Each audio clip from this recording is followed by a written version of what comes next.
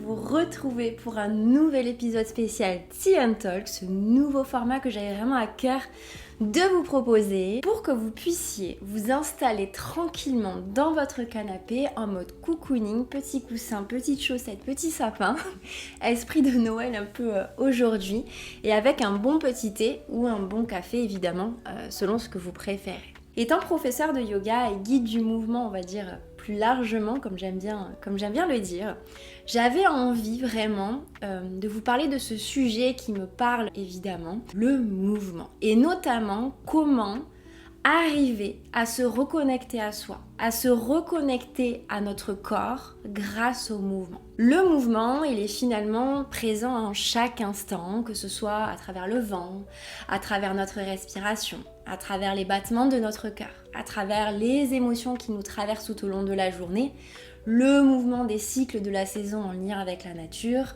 tout est mouvement. Et j'aime bien dire que finalement, en fait, pour résumer, le mouvement, c'est vraiment la vie. Tout est mouvement, tout est cyclique, tout est impermanent. Et du coup, quand on en prend conscience, on voit vraiment, en fait, on apprend en tout cas, à voir la vie différemment. Alors je vais t'inviter toi aussi à suivre ton propre mouvement, ton propre flow, à ne pas résister à ce mouvement, à ce changement permanent et à apprendre à te laisser porter. Le mouvement, quel qu'il soit, il a de nombreux bienfaits à la fois pour le corps et à la fois pour l'esprit. Petite pause thé. Faire bouger son corps, être en mouvement, c'est vraiment essentiel pour être en bonne santé, ça on le sait déjà, parce que on vient activer nos muscles, se renforcer, on aide aussi grâce au mouvement les tensions à venir se dénouer, à libérer le stress, on stimule aussi, on booste notre système immunitaire, bref, il y a énormément de bienfaits à se mettre en mouvement. Mais encore faut-il trouver ce qui te fait plaisir et qui respecte ton corps. On est tous différents, on a tous des corps qui sont différents et des envies également qui sont différentes. Certains vont préférer faire des pratiques un peu plus intenses comme, je sais pas moi, le crossfit, aller à la muscu. Mais bouger son corps et s'y reconnecter peut se faire aussi avec beaucoup de douceur et d'écoute, sans être vraiment toujours dans cette logique de performance ou de résultat. En tout cas, c'est clairement ma vision. Et je trouve qu'on a tendance à beaucoup trop repousser les limites de notre corps plutôt que d'apprendre vraiment en fait à l'écouter pleinement. Il faut savoir que notre corps, et ça c'est ultra important de le comprendre, il est majoritairement composé d'énergie. Et cette énergie, elle a vraiment besoin de circuler dans tout notre être. Et petite aparté très importante, nous ne sommes pas constitués, et oui, seulement de chair et d'os. En fait, on aurait ce qu'on appelle 5 enveloppes, 5 couches qui recouvrent notre âme et qui font de nous des êtres multidimensionnels. En pratique de yoga, on appelle ça les koshas, qui veut dire en sanskrit du coup couche, que tu peux visualiser un peu comme soit comme tu sais les poupées russes qu'on vient insérer les unes dans les autres, où on arrive à la fin à la toute petite poupée russe. Soit j'aime bien aussi l'imager, le visualiser, les plongeurs qui accèdent en fait à des paliers différents pour aller au fin fond de l'océan. Toi c'est un peu pareil, tu vas vraiment partir de la plus externe de tes couches à la plus proche de ton âme. Tu vas vraiment essayer de conscientiser ici que tu n'es pas que ton corps physique, mais bien plus que tout ça. Donc là c'est le moment un petit peu théorique. Je t'invite à peut-être boire une petite gorgée avant pour pouvoir assimiler un peu mieux après ensuite ce que je vais pouvoir te partager. Alors, la plus externe, le corps le plus externe, on va dire, c'est le corps physique. On appelle donc ce kosha Annamaya Kosha. En gros, c'est celui que l'on incarne en tant qu'être humain, c'est la matière. On est constitué de matière dense que l'on peut toucher, donc les os, les muscles, les organes. C'est un peu en fait le temple sacré de notre existence humaine. Donc c'est vraiment ce que tu peux toucher. On a ensuite Pranamaya Kosha, notre corps du coup énergétique, qui lui est constitué donc du prana, l'énergie vitale, qui circule en chacun de nous et donc très en lien avec la respiration, avec les chakras, avec les méridiens qui viennent en fait redistribuer l'énergie dans tout le corps. C'est cette couche qui fait le lien entre la couche physique et les autres couches que je vais pouvoir t'exposer juste après. On a ensuite l'enveloppe mentale, Manomaya Kosha. En gros, là, pour te résumer, c'est notre moi, celui qui nous permet en fait de nous différencier des autres êtres humains. Et il est stimulé en permanence par nos 5 sens qui vont vraiment relayer les signaux en fait qui viennent du monde extérieur. Donc cette capacité à interagir avec le monde qui nous entoure à travers nos 5 sens. Et cette enveloppe, elle va varier constamment en fonction de nos expériences passées, de notre vécu, etc. Donc grâce notamment à la pratique de yoga et notamment aussi avec la méditation, on vient essayer de calmer notre mental, de calmer les fluctuations du mental. Et quand on agit sur notre corps mental, on agit aussi sur notre corps énergétique et physique. Ils ont tous un lien, en fait, ils sont tous en lien. Tous ces couches-là, en fait, quand tu agis sur une couche, tu ajoutes indéniablement sur les autres couches également. On a ensuite l'enveloppe de la connaissance, de la sagesse, que l'on appelle Vijnanamaya Kosha. Alors le but c'est pas que tu retiennes à chaque fois les noms, les noms en sanskrit, mais retiens enveloppe de la connaissance ou enveloppe de la sagesse. Vois un petit peu évidemment ce qui fait sens pour toi. Une fois le mental, l'ego plus ou moins calmé, au lieu d'être constamment en fait tourné et agité vers l'extérieur, on trouve ce qu'on appelle un espace de recul et de sagesse du coup, où on voit les choses en fait telles qu'elles sont réellement. En fait, si tu veux, cette conscience, donc finalement tout ce qui est en lien avec notre intuition, ok ? Donc d'un côté, on a le corps mental, et ensuite de l'autre, en fait, on a cette enveloppe qui est liée à l'intuition, à quelque chose de plus profond. Et si tu veux, pour visualiser un petit peu la chose, pour que tu puisses un peu contextualiser, c'est comme si tu avais, en fait, tu prends conscience de ton mental qui pense, qui récupère les informations à travers notamment donc, les 5 sens comme je te disais, et c'est comme si tu en étais l'observateur, l'observatrice. Tu observes en fait ton mental qui pense. Voilà, c'est un petit peu la façon dont je pourrais te l'expliquer. C'est un petit peu ce qu'on appelle ta petite voix intérieure. Souvent on peut entendre ça. Et pour finir, la dernière enveloppe, c'est le corps dit spirituel, Anandamaya Kosha. Cette dernière couche, c'est la plus profonde de notre être. Donc c'est la plus petite poupée russe que l'on peut retrouver quand on enlève toutes les autres couches.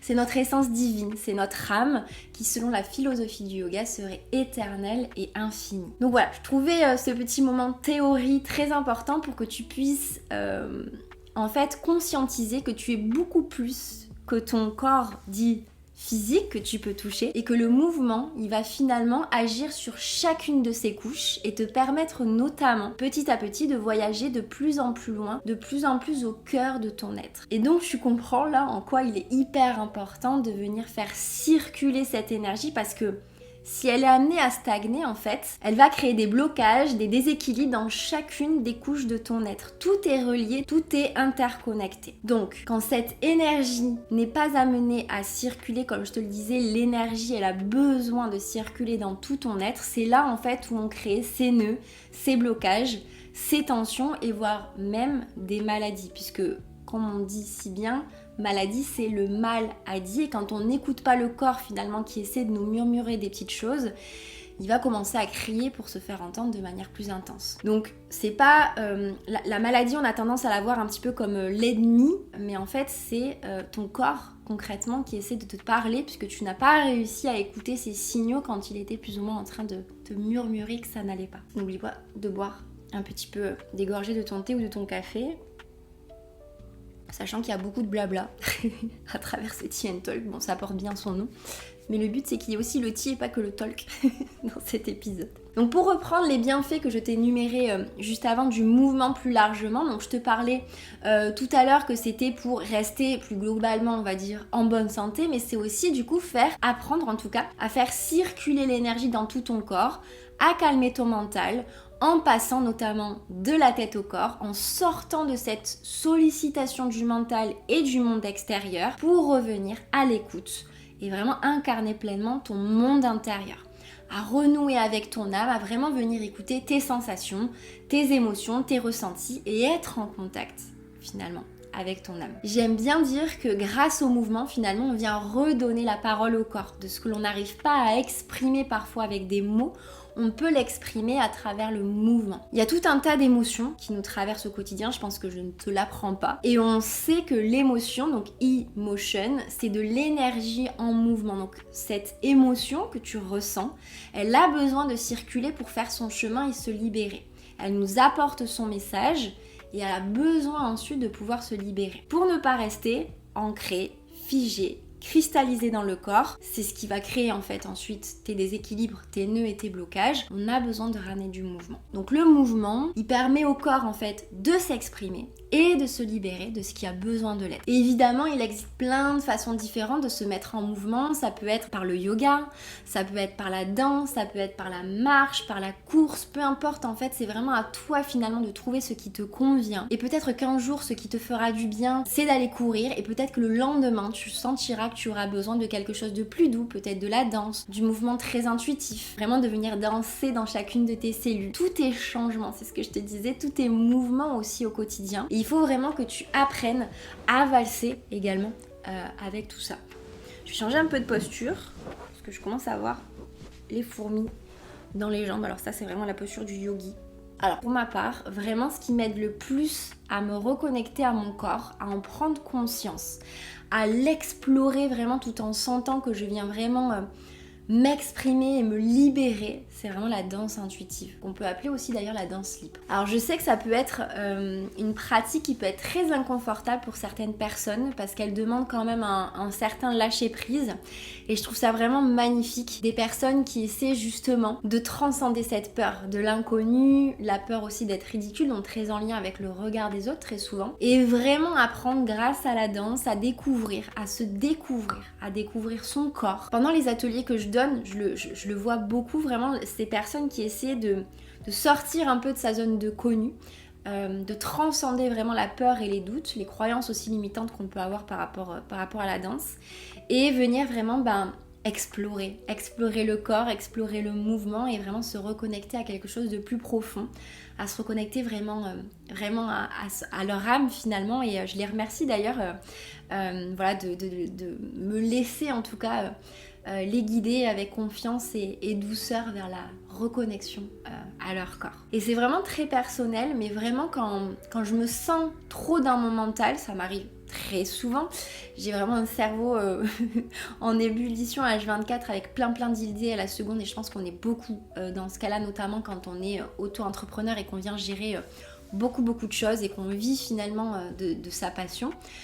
J'ai souvent du mal à me canaliser et à canaliser notamment toutes ces pensées qui viennent. Et justement, plus je vais essayer de le faire, plus je vais essayer de contrôler ce mental à travers justement d'autant plus de pensées, moins je vais y arriver. Et c'est justement en décidant de passer de la tête au corps, en fait, en revenant dans mon corps, en l'incarnant, en ressentant intérieurement ce que je ressens, à traverser et libérer ce qui a besoin de l'être, c'est là où j'arrive finalement, en plongeant dans mon corps, dans mon âme, à calmer ces fluctuations du mental. Et c'est ce qu'on recherche notamment en pratique de yoga, de calmer les fluctuations du mental en revenant dans le corps, à l'écoute de la respiration, en méditant, etc. C'est vrai que j'ai la casquette de professeur de yoga, mais malgré ça, c'est plus la danse en fait qui m'ancre, qui me libère, qui me permet vraiment de m'exprimer pleinement, qui m'aide à traverser aussi et exprimer tout un tas d'émotions tout au long de la journée.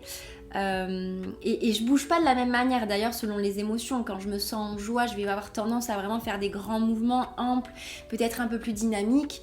Quand je vais avoir des moments un peu plus down, c'est vrai que je vais avoir des mouvements un peu plus doux près du corps, comme si je venais m'envelopper, me ramener de la douceur, très réconfortant on va dire. Donc c'est ce que j'aime aussi dans la danse, et on peut le faire d'ailleurs dans le yoga et dans toute autre pratique on va dire en soi. Mais je trouve que la danse en fait c'est vraiment l'expression de notre âme. On laisse en fait sans laisser le mental rentrer en jeu quand c'est notamment de la danse intuitive et qu'on n'a pas une chorégraphie à proprement parler à apprendre. On laisse en fait vraiment notre corps s'exprimer librement et on le laisse faire quoi. Et je trouve qu'on arrive vraiment dans un état un peu de... Alors je sais pas si on peut dire un état de transe, mais vraiment un état de conscience un peu modifié quand on se laisse vraiment porter par le flow en fait, le flow de notre corps, le flow de notre âme et on cherche plus à contrôler quoi que ce soit. Et je trouve que c'est beau aussi, grâce à la danse, de pouvoir expérimenter, explorer différents états et je t'invite vraiment à essayer en tout cas d'arrêter du coup de mentaliser peut-être justement le mouvement, de mentaliser tes émotions et de vraiment revenir dans le corps, à l'écoute des sensations. C'est pas grave si tu n'arrives pas à nommer l'émotion ou si tu n'arrives pas à l'expliquer, pourquoi elle est là, mais prends un temps en fait avec cette émotion, essaie de ressentir à quel endroit elle se situe dans le corps, quelles sensations ça te procure et ramène du mouvement. En tout cas, moi, c'est ce que je propose vraiment à mes élèves pendant les cours de yoga et notamment les cours de yoga danse que je propose aussi où on vient expérimenter de temps en temps la danse intuitive. C'est vraiment de redonner la parole au corps, quoi. Et laisser ces émotions vivre pleinement, être en présence avec elles, leur laisser l'espace nécessaire pour s'exprimer et pour vraiment venir nous transmettre un message, parce qu'elles sont messagères d'un besoin notamment à respecter, mais les aider ensuite à poursuivre leur chemin et à se libérer notamment grâce au mouvement. Donc voilà, je t'invite vraiment à venir un petit peu explorer tous ces états, peut-être... Fais l'expérimentation de bouger ton corps de manière intuitive quand tu te sens en joie ou au contraire quand tu sens qu'il y a de la colère en toi ou de la tristesse. Essaie peut-être un petit peu d'explorer ce qui est ok pour toi. Et c'est pour ça d'ailleurs que j'ai souhaité développer ma propre approche du mouvement, Oliflow, que je vais enfin d'autant plus essayer de vous partager avec de belles choses qui arrivent notamment pour cette nouvelle année 2025. J'y vais vraiment step by step à mon rythme comme on dit. Il y a déjà des vidéos qui sont disponibles sur ma chaîne YouTube, donc je t'invite à aller peut-être les découvrir pour que tu puisses prendre connaissance un peu de cette approche. Cette approche Oliflow, donc Oli pour le côté holistique, ok, donc tous les corps qui sont différents, le corps dans sa globalité, donc notamment à travers les 5 koshas, donc pas que le corps physique à proprement parler, et flow donc pour le flow du mouvement, de la respiration, des émotions, de la vie qui nous traverse à chaque instant, et d'allier vraiment différentes pratiques. Le yoga, les mouvements intuitifs, la respiration, des pratiques énergétiques et somatiques, la danse évidemment, pour vraiment avoir une approche dite holistique du mouvement, pour apprendre à se connecter, se reconnecter à notre corps et se libérer de ce qui a besoin de l'être, notamment donc grâce au mouvement, à vraiment plonger au cœur de notre âme. C'est aussi surtout le souhait d'aider les personnes qui ont besoin d'aide pour se reconnecter à leur corps, parce que c'est loin d'être facile. Je sais que j'ai eu une grande chance d'être tombée dans une famille où on a eu un rapport en fait au corps qui nous a été transmis, que ce soit à travers les massages, à travers la danse. Ma maman m'avait mis à la danse très très jeune, donc j'ai toujours eu ce rapport au corps, on va dire plutôt cette reconnexion, cette connexion plus ou moins facile, on va dire, au corps. Ça n'empêche pas qu'il y a une période de ma vie où j'ai été complètement déconnectée de mon corps. Mais voilà, ça s'apprend en fait. C'est quelque chose qui s'apprend, quelque chose qui se transmet. On peut se faire guider pour cette reconnexion. Et je sais que ça peut vraiment être difficile en fonction de nos expériences vécues, en fonction des traumas qu'on peut avoir aussi qui s'ancrent dans le corps. C'est pas toujours facile de se mettre en mouvement, mais en tout cas, grâce au mouvement, on vient reprendre notre pouvoir personnel, notre pouvoir intérieur et vraiment la possibilité de s'incarner pleinement sans honte. L'inconvénient de boire un thé comme ça et de vous parler en même temps dans l'immobilité, c'est que je vais commencer à avoir envie d'aller aux toilettes. Donc je disais, voilà, je sais que ça peut être hyper inconfortable. On peut ne pas être à l'aise en fait avec son corps. On peut avoir donc des traumas, comme je te le disais, des douleurs, des traumatismes, des blocages énergétiques ou physiques ou mentaux d'ailleurs. La santé mentale rentre en jeu, les deux sont très fortement liés. Et quand on agit sur la santé mentale, on agit sur la santé physique et vice versa. Et c'est justement en fait grâce à cette approche holistique du mouvement à travers Oliflow, j'ai vraiment envie d'accompagner en fait aussi ces personnes en douceur, avec beaucoup de conscience, beaucoup de présence et beaucoup d'écoute, d'amour vers la reconnexion à leur corps. Apprendre à pleinement l'écouter, apprendre à le ressentir, le laisser pleinement s'exprimer, l'incarner et l'écouter, parce qu'en fait le corps nous envoie des signaux tout au long de la journée. Bref, tu l'auras compris je pense, le mouvement c'est vraiment hyper important en fait de l'inclure dans ton quotidien pour ton bien-être global, Tu peux vraiment y aller step by step. À toi de trouver en fait ce qui te fait du bien. Moi je t'ai beaucoup partagé le yoga et la danse parce que forcément ce sont des pratiques que je pratique au quotidien, qui font partie de mon quotidien et que j'enseigne notamment dans mes cours en présentiel, dans mes ateliers.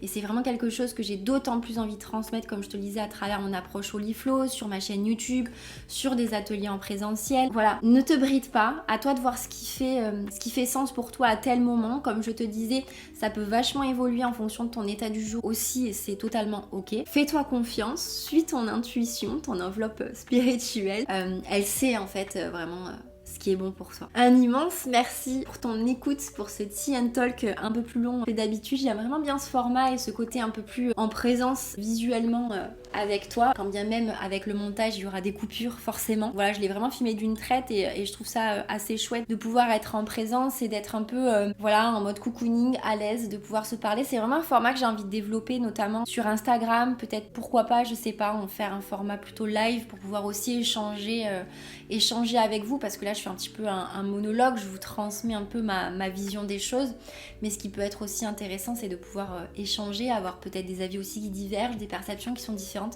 et c'est toujours très enrichissant de pouvoir discuter de tout ça autour d'un bon thé ou d'un bon café, surtout en cette période où on ressent il y a quand même le froid qui s'est bien installé. Bon, c'est un peu normal, on a l'hiver qui arrive, mais voilà, on est bien en mode cocooning chez nous et avec vous. Si ce n'est pas déjà fait, n'hésite pas à t'abonner à ma chaîne YouTube si tu écoutes l'épisode sur YouTube, ou à mon podcast si tu l'écoutes sur mon podcast, à me laisser un petit like ou un avis sur mon podcast 5 étoiles si cet épisode en tout cas t'a plu. N'hésite pas à me laisser un commentaire sous la vidéo pour me partager peut-être ta perception de cet épisode. Déjà, est-ce qu'il t'a plu, est-ce que ce format te plaît, et peut-être me partager un petit peu ta vision du mouvement. Est-ce que tu arrives à mettre du mouvement dans ta vie? N'hésite pas à me dire en commentaire. On peut échanger aussi en message privé avec grand plaisir sur cette thématique qui me tient grand à cœur. Et n'oublie pas d'activer la cloche sur YouTube et notamment aussi sur le podcast pour n'oublier aucun nouvel épisode, en sachant que les épisodes de podcast sortent tous les mercredis et je mets en ligne également une vidéo YouTube tous les dimanches. Merci encore pour ta présence, pour ta confiance, pour ton écoute, et moi je te dis à la semaine prochaine pour un nouvel épisode.